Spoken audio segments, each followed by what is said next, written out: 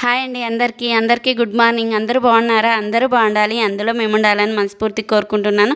ఈరోజు అయితే Saturday morning అయితే నా పనులు ఇంకా ఫాస్ట్గా ఉంటాయండి. ఎందుకంటే పిల్లలకి 8 o'clockకే స్కూల్ ఉంటుంది. 8కి వెళ్ళి 12కి వస్తారు. అందుకనే ఇంకా మార్నింగ్ పాలు కాగబెట్టి పిల్లలకి ఇచ్చేసి ఆ తర్వాత నేను డ్రింక్ ప్రిపేర్ చేసుకుంటానండి. నేను మార్నింగ్ టీలు కాఫీలు తాగను.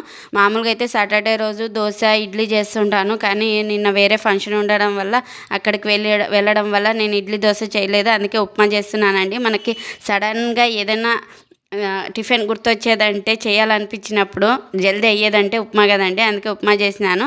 12 కల్లా స్కూల్ వదులుతారు కాబట్టి ఏం ప్రాబ్లం లేదు.